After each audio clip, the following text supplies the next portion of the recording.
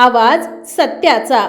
1,00,000 भाविकांची उपस्थिती, ढवळपुरीची जत्रा हाऊसफुल।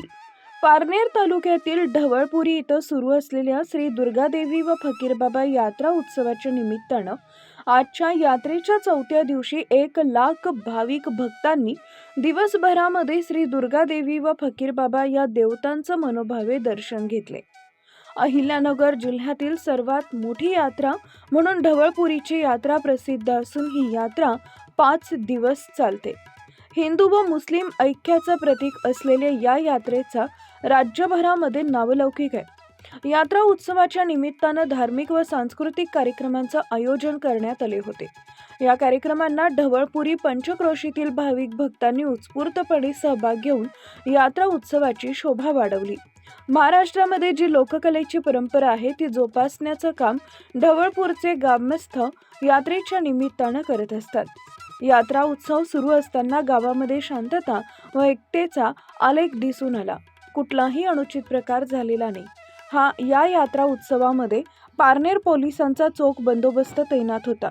यात्रा उत्सव सुरू असताना यात्रा कमिटीच्या वतीने येणाऱ्या सर्व भाविक भक्तांसाठी सुखसुविधा उपलब्ध करून देण्यात आल्या होत्या। दुर्गादेवी आणि फकीरबाबा यात्रा उत्सवाचा आजचा 4था दिवस।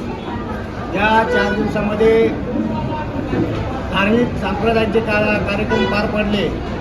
या कार्यक्रमामध्ये सर्वप्रथम गावडी मिरवणूक झाली। गावडी मिरवणुकीनंतर हरिभक्तपरायण महाराज यांचंही कीर्तन झालं। त्या कीर्तनालाही अतिशय चांगल्या पद्धतीनं प्रतिसाद मिळाला। त्या कीर्तनाला साधारण 10,000 ते 12,000 लोक उपस्थित राहून त्या ठिकाणी जेवणाचा सुद्धा आस्वाद घेतला।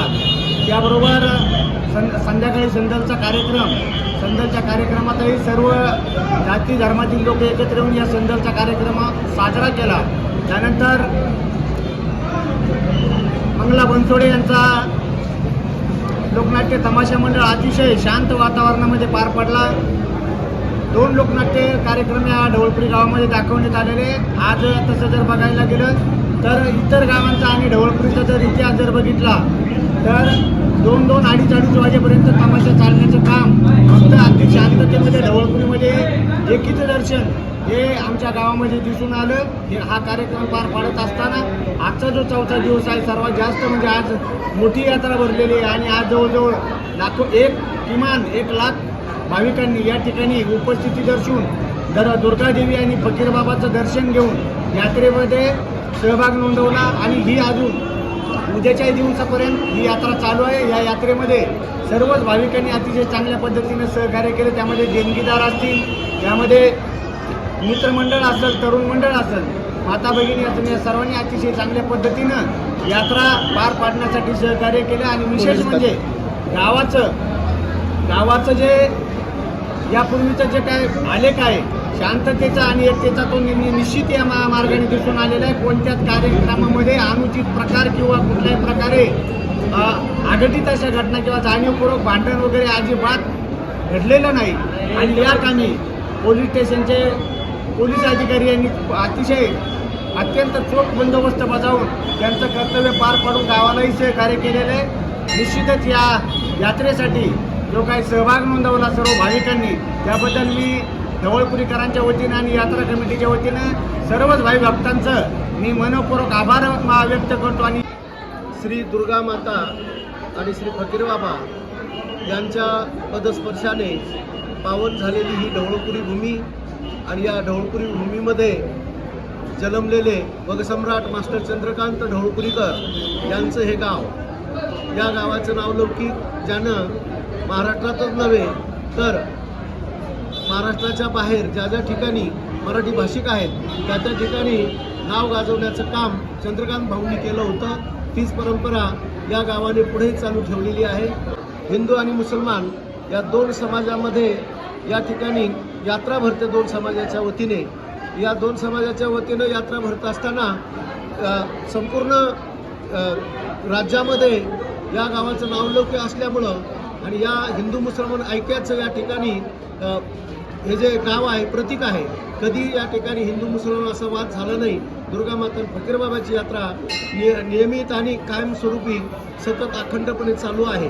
आज हा 4था दिवस आहे. आज सुद्धा जवळजवळ लाखो भाविक आणि भक्त या ठिकाणी येऊन दर्शनाच्या रांग लावून या ठिकाणी दर्शन घेत आहे. आणि तरुणांनी या ठिकाणी यात्रा कमिटीने केलेलं काम आणि तरुणांनी दिलेली साथ हे फार अतिशय मोलाचं आणि महत्त्वाचं आहे. कारण तरुणांनी या ठिकाणी आबालवृद्धांनी सुद्धा या यात्रेमध्ये झोकून दिलं स्वतःला. जे हातात काम येईल ते काम केलं. म्हणून ढवळपुरी येथील यात्रेचा 4था दिवस आणि या 4थ्या दिवसाच्या निमित्तानं आज यात्रेमध्ये जवळपास लाखोच्या वर भाविकांची गर्दी या ठिकाणी झालेली आहे. यात्रेमध्ये सुरुवातीपासूनच उत्साह पाहायला मिळाला.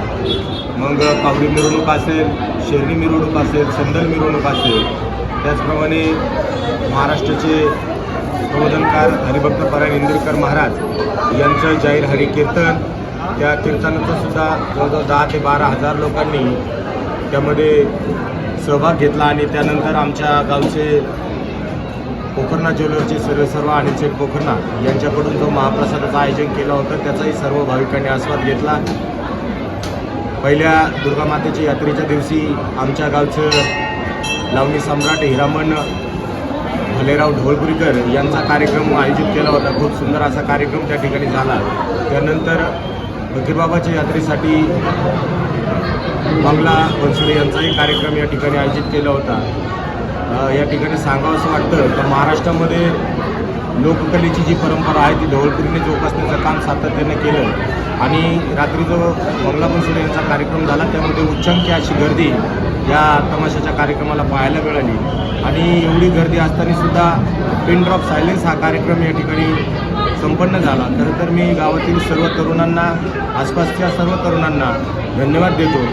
या गावाचं वैशिष्ट्य म्हणजे ढवळपुरी गाव आणि गावाला 19 असणाऱ्या वाड्या या सर्व गुण्यागोविंदाने या यात्रेमध्ये सहभाग होऊन यात्रेची आणि गावाची शोभा वाढवत असतात. अशा सर्वांना धन्यवाद देऊन आलेल्या सर्वांचंच या ठिकाणी मनपूर्वक स्वागत करतो.